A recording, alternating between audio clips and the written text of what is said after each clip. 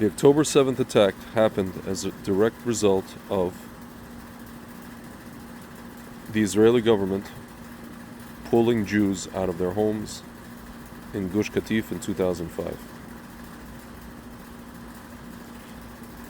There was a very minimal debate about it in the Knesset. There was a very, very minimal debate about it in the Israeli public and Israeli society. It was basically rammed through the Knesset. It was like imposed on the people by the media, and also the U.S. State Department was involved, and the Bush administration, George W. Bush, was involved. And this is all obviously in the context of Oslo, the Oslo Accords, which came before Bush, during Clinton, right? Sure, a disaster as well. And it led to intifadas and terrorist attacks. As I said before, my friends, 4 years before the removal of the Jews from Gaza, we had a bunch of terror attacks. One of them was something called the Sparrow Pizzeria bombing in Jerusalem in 2001. I believe it was the summer before 9/11. I actually learned with Torah with a guy who he lost his wife in that bombing. It's another story. So, my friends, we pulled Jews out of their homes. Not we, but the Israeli government did, without asking anybody. As usual, they just do stuff. They don't really ask anybody anything. The government says you do. Or the government says they're going to do something and they're going to do it, right? Okay. 18 years of rockets from Hamas. The government was content to just Iron Dome them away. But, folks, as you know, it's not so simple, right? All those communities next to Gaza, the ones that eventually got attacked on October 7th, and Sderot and all the other communities, and even Tel Aviv, and even places in the center, right? We're living in. Imagine the terror, right? Imagine the trauma from hearing sirens all the time, and then you have like 15 seconds, depending where you live, 15 to 30 seconds to get into a bomb shelter. This is for 18 years, guys. 18 years. The Israeli government allowed this because the public, I guess, put up with it. I don't know. And then this whole thing, what I just described to you, culminated in October 7th. Without getting into what I think about October 7th and what happened, the fact that basically the brunt of the army didn't show up for 7 hours. Not getting into that. It culminated in October 7th. And now, my friends, even before Israel even went into Gaza after the attack, the universities and all the orcs, what I like to call them, went insane. And they already preemptively started calling us genocidal. Preemptively. That we're creating this, open-air prison, the Holocaust. Folks, everything they're saying now was everything they were saying before we even attacked, before we even retaliated, right? And now we have a situation where there's a discussion what to do with Gaza. There's people in Israel who, I think it was yesterday, they marched. I forget the name of the organization. They marched from Sderot to Gaza, demanding that we basically resettle all of Gaza, that the Jewish people resettle all of Gaza. There's a discussion in the government. It's possible that Bibi will, the Netanyahu government will annex part of, the buffer zone, which is closer to, like what Israel proper is today, right? And then incrementally, maybe we'll just annex more and more and more of it, right? And it seems like people are up in arms about that. People in, I don't know, the Israeli media and Israeli public are up in arms about that. And I don't understand them. You know what? And honestly, I don't even care what people, I don't care what the world thinks. I care about what we think internally, right? That's the most important thing, because as go we, so goes the world, right? The world is going to follow our lead, as I said many times, guys. And I'm just echoing the words of the Lubavitcher Rebbe. This is not me speaking. I'm just, Folks, you know what the Rebbe used to say? He used to say, do you know why the world, despite the fact that the Muslims and the Islamists and whatever, right, Arab world, is, their society and their values are diametrically opposed to what the, Western world believes of liberalism and all the rest of it and blah, blah, blah, right? Wokeism, etc., etc. But why the world, goes along with them or is for them? You could easily dismiss that as, it's just anti-Semitism. No, folks. He said, you know why? Because even that those Islamists believe, whatever they believe is total BS, but they believe it with such a conviction that the world is like, well, it must be true what they're saying. It must be true that, free Palestine, that Palestine is their land, or that Jerusalem is theirs, or that this is theirs and that's theirs. They believe their own BS with such a conviction that the Western world at least follows them, believes them. So what he was trying to say is, folks, what we have is the truth, but we seemingly have, we know the truth, but we're just like, yeah, but the reality on the ground and blah, blah, blah, blah, blah. Folks, this is why I call my channel Just Own It. Because we have to own it. And we have to show that we own it, right? And so what I don't understand is if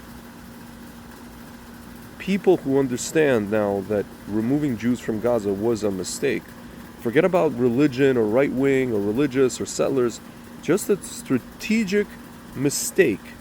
And the prime minister who did it at the time, Ariel Sharon, was known as the Lion of Israel. He was a general. And by the way, speaking of the Rebbe actually told him, don't go into politics. Your place is not in politics. Your place is in the military. Maybe defense minister, but don't try to be prime minister. And he was right. And it was a person like that, my friends, who did such a thing. And then he fell into a coma, and then he left this world physically. He probably already left that world prior to, whatever. So, my friends, everybody understands it was a big mistake. And yet everybody wants to continue. It's almost like they want to continue the mistake. They want to just, in Russian we say наступать на те же грабли, right? Stepping on the same rakes. It's absolutely astounding. And if you ask people, well, who's going to administer this place? Well, I don't know. Demilitarized Palestinians. I don't know. Egypt, UAE, a combination of a bunch of people. I don't know, UN. Folks, all of the entities that people name are literally enemies of Jews. Not just of the state of Israel, enemies of Jewish people all over the world. The UN, Egypt, UAE, even though we, all this Abraham Accords and all this stuff. I'm going to remind you, there was Chabad kids that were attacked in the UAE, granted by Turkish guys, but whatever, Uzbeki guys, whatever they were. Folks, no one should be administering that place except for Jews. No one. Absolutely no one. Because, first of all, it's ours. Second of all, it was a big mistake to pull out. And I'm not saying this with hindsight being 2020. I'm saying it because even at the time, in my shul, they were giving out, the orange bracelets, orange bracelets, wristbands. And we were saying in 2005, in 2004, or whatever, whenever this was, it was going to be a mistake. Why would you do this? Again, speaking of the Rebbe, he said, once you capture land, in Jewish law, you can't give it away. You can't give a Jewish land away. Land that is apportioned in the Torah itself, which is very set, are set boundaries. We're not talking about the entire world. We're not talking about the entire Middle East. Very set boundaries. It's literally illegal to give it away. To pull Jews, 9,000 Jews out of their homes, in this case. Folks, you know when this happened? I mentioned this before. It happened on the 10th of Av. It culminated on the 10th of Av. It's honestly one of the calamities we can read about on Tisha B'Av, among the many calamities in Jewish history. This was the most recent calamity, Tisha B'Av calamity, that happened on that day. So my friends, it's interesting that there's a discussion now in the media and the public on the 9 days about returning to Gaza, and an actual debate about it. Unlike at that time, there was no debate. The Israeli government just, it's called in Russian, stavili pered faktom. They put us in front of a fact, right? Without discussion. And if you want to say there was some kind of discussion in the Knesset, it was already a done deal. They were just talking about, they were just like pretending that they're convincing people, right? They were really, they were doing was cajoling people. They were like, patting people on the head. Oh, don't worry, everything's going to be fine. Don't worry. As religious kids were pulling out other religious kids. Soldiers were there, or kids who were like from traditional families, young kids who were sent down there. This is the most, saddest thing about this whole thing, guys.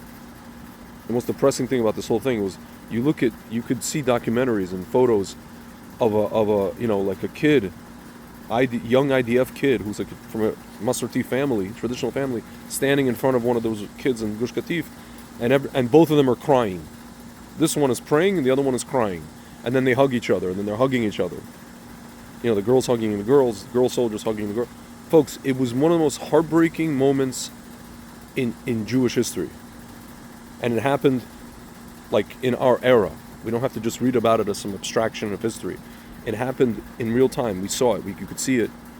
I'm probably going to watch the documentaries on Tisha B'Av and post them on Tisha B'Av, because we have to see it, folks. And it's never been as important as it is today. My friends, at this point, there shouldn't even be a discussion about this. I don't even know what the discussion is about. I don't even know why there's even a second thought. I don't even know why we care about what the world thinks. They attacked us. They fafoed. They blanked around and they found out. We allowed this to go on even before October 7th for 18 years with the rockets, as I said. And that's it. That is it, guys. And if you look at all the miracles that happened, after that, we were afraid to do anything about Hezbollah, about Iran, about Syria. This precipitated a wider thing, which Israel did miraculous things with the help of Hashem, with the beepers, with Iran, with Syria, with just about everything. My friends, we cannot allow foreign entities to rule that area. We cannot allow it. And honestly, I'm not the prime minister. I'm a nobody. Again, I'm a shadow banned whatever, right? Bibi shouldn't do this incrementally. He should do it just outright. Because you know what, guys? Here's the thing. You notice, and we're all complaining about it. All the people in the so-called Hasbara space are complaining about this, right? Everybody agrees that this is a big problem. Macroni, and all his other European cronies. Oh, we're going to get up in the UN in about a month and a half. By the way, guys, on Rosh Hashanah. And we're going to declare they are going to declare a Palestinian state. They. Where are they going to declare it? Nobody knows. In the sky. Lucy in the sky with diamonds. The Narnia, right, as we say. Folks, so if they are going to declare a Palestinian state, which is nowhere, then the Prime Minister of Israel should get up after they speak and declare Gaza to be part of Israel. And we know where Gaza is. And if you're talking about the people in Gaza, some of them are named Al-Masri, the Egyptians. Some of them are named Kurdi, Al-Iraqi, Al-Yemeni, Al-Suri, whatever, right? I'm just making up names. Not the exact names, but folks, these people they're a foreign entity. Like I always say, you want to live with us? Fine. don't kill us, don't attack us. But they can't stop themselves. We see that they can't stop themselves. So, Egypt, Sinai, I don't know. That's their problem, my friends. That's their problem. Because it's enough. We made a horrible mistake 20 years ago. The mistake came home to roost on October 7th. And now it's time to rectify the mistake. Yes, it is time. And we're leading this. We have to be in the lead. We have to be spearheading it, just like we were spearheading it at that time. And we didn't ask anybody. And now the Israeli media, Times of Israel, polls were taken. 52% of Israelis are against annexing, blah, blah, blah, blah, blah. Like some poll some guy took, right? As if we believe polls. Now they care about polls. Now they're asking people. Now they care about people's opinions. 20 years ago, nobody cared. My friends, it's up to us. I'm sorry I'm getting animated and heated. I mean, I can't stress this enough. I can't stress enough. And I'm telling you guys, just like in 1967, when Israel does what they have to do and stops caring about world opinion and, yes, preempts the situation, not only do we save lives on all sides, we end up being, at the very least, respected. What's that whole thing? Machiavelli? I hate to quote Machiavelli. But if you guys ever seen the movie Bronx Tale, Chaz Palminteri's character. Colangelo, is it better to be loved or feared? Right? Folks, is it better to be loved or feared? Or as Rebbe Kahana used to say, I'd rather have a Jewish state absolutely despised by the entire world than an Auschwitz which is loved by it. And honestly, they don't even love our Auschwitz anymore, as you could see. We had a mini Auschwitz on October 7th. They loved us for about an hour. Like this comedian said, there was like a time limit on how long they're going to love us. And then immediately, as I said in the beginning of this video, they went at us. Before we even moved the muscle, it took us 3 weeks to move a muscle. So, my friends, as we say in Russian, если уже так, if it's already like this, then we might as well just take back our Gaza. And then annex whatever else, we should have annexed a long time ago. Where already 700,000 Jews live. In the heartland. That's it, guys. That is it. It's all about tikkunim. Rectifying the things that we ourselves screwed up. B'ezrat Hashem. Alright, guys. Talk to you soon.